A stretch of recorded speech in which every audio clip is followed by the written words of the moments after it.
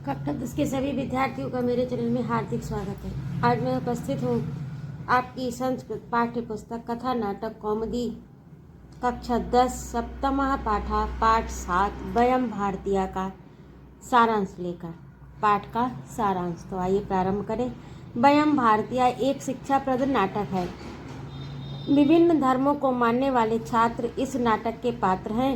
यह एक श्रेष्ठ अंत लिए नाटक है। इसका कथानक इस प्रकार है कि कक्षा में अध्यापक प्रवेश करते हैं। सभी छात्र उनके सम्मान में खड़े हो जाते हैं। उसके बाद अध्यापक कहते हैं कि आज मैं सामान्य ज्ञान संबंधी प्रश्न पूछता हूँ। सबसे पहले वे आफ्ताब नामक छात्र से प्रश्न करते हैं कि बताओ तुम महात्मा बुद्ध के बारे में क्या जानते हो।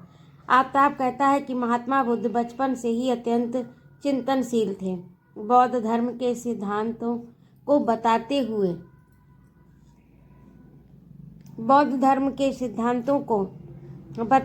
वह अपनी उनके प्रति यहाँ पर सा बन गया था इसलिए उसको हटाया है, तो यहाँ पर ना पढ़िएगा। वह अपनी उनके प्रति श्रद्धा व्यक्त करता है। महात्मा बुद्ध अत्यंत दयालु थे। उन्हें संसार का दुख दूर करने की चिंता लगी रहती थी। उन्होंने सर्वसाधारण के लिए समाज में व्याप्त पाखंडों का खुलकर खंडन किया। अहिंसा, सत्य, अस्तेय, ब्रह्मचर्य, अपरिग्रह ये पंचशील सिद्धांत महात्मा बुद्ध ने जन कल्याण के लिए प्रतिपादित किए। इसके पश्चात अध्यापक जसविंदर से ईसा मसीह के बारे में प्रश्न करते हैं। उत्तर में जसविंदर कहता है कि ईसाई धर्म के प्रवर्तक एवं दीन दुखियों का दुख दूर करने में लगे हुए ईसा मसीह ने मानव की सेवा को ही सच्चे अर्थों में ईश्वर की उपासना माना है।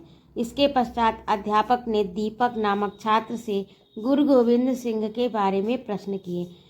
इसके उत्तर में दीपक ने कहा कि सिख धर्म के 10वें गुरु गोविंद सिंह ने मातृभूमि की रक्षा के लिए अपने प्राणों का उत्सर्ग कर दिया। देश हित में बलिदान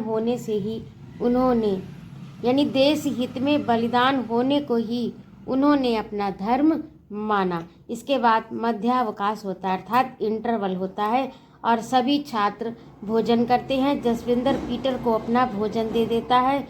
वह उसकी फीस भी जमा कर देता है क्योंकि उसके पिता अत्यधिक बीमार हैं और उनकी बीमारी में अत्यधिक धन राशि खर्च हो गई और वह सक्षम नहीं है फीस जमा करने में, इसलिए जो है वह उसकी फीस दे देता है।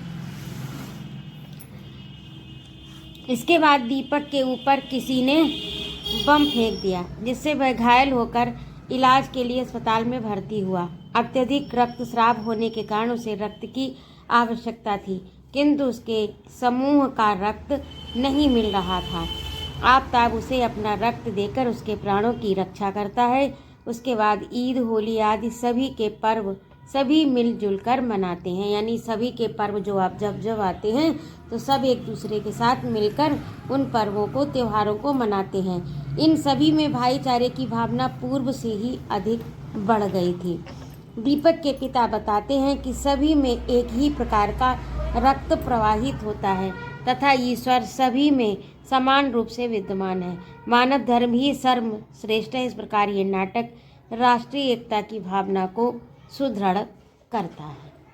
तो इस प्रकार से ये पाठ 7 वयम भारतीया का ये सारांश था और आगे के अंक में मैं आपको शीघ्र उपस्थित होती हूँ। आपका अभ्यास कार्य और प्रश्नोत्तर जो आपकी पुस्तक में पाठ के अंतर्गत पीछे दिए गए हैं।